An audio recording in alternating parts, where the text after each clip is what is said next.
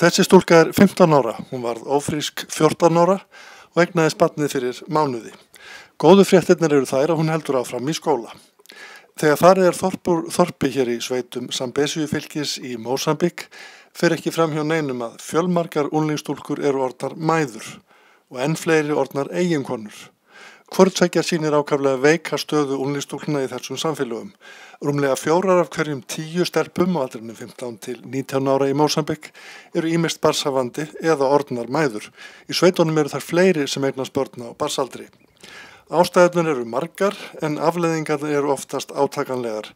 Stelpunar flosna margar hverjar upp úr námi og það er viðhalda vítahring fátæktar, horfa ómenntaðar og oft einstæðar fram á erfiða lífsbaráttu. In this sense, it is still children, 14 years old, they're pregnant, they have 3 children. Again, that is, let's say, the social behavior that need to be really taken care. María segir að auðvitað séu þessar stúlkur börn, sé að ræða félagslegt fyrirbæri sem þurfa að bregðast við. Hún nefnir sögu ungu móðurinnar, 15 ára stúlkunnar, og þá jákvæðu staðreynda að hún haldi áfram í skóla sem sé óvinnulegt. Flestar stúlkur sem verði barnshafandi hverfi frá námi. Hún segir mikilvægt að skoða hvers vegna þetta gerist, því ekki vilji stelpurnar verða ófrískar svona ungar, á því séu skýringar og þær þurfa að skoða með áhrifafólki í samfélaginu í því skyni að kalla fram jákvæðar breytingar. There is a reason behind that.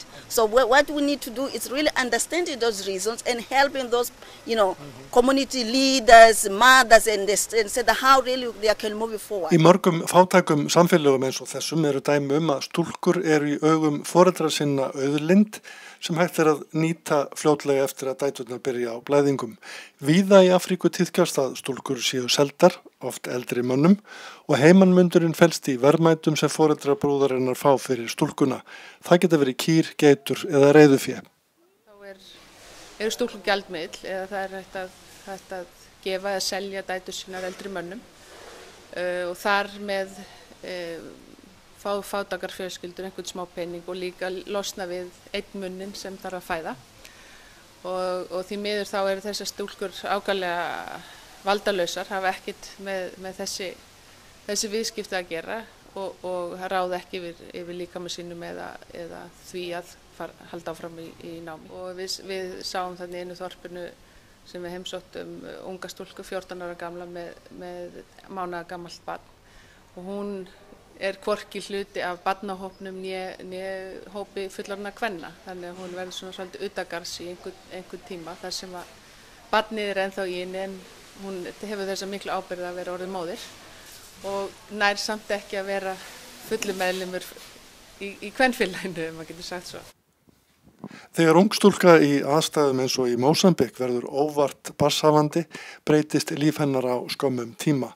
Ekki aðeins að hún hætti skólagöngu heldur dregur úr möguleikum hennar á góðri framtíðaratvinnu, hættutin á því hún verði fátæk og einstæð aukast og fylgikvillar á meðgöngu og við fæðingu geta verið lífshættulegir.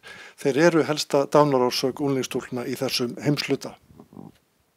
16 milljónir unglingsstúlkna á aldrinu 15 til 19 ára verða mæður á hverju ári og 1 milljón stúlkna yngri en 15 ára. Þetta þýðir 46.000 fæðingar á hverjum degi eða 11% allra fæðinga í heiminum. Langflestar þessara ótímabæru fæðinga verða í þróunarríkjum 95%.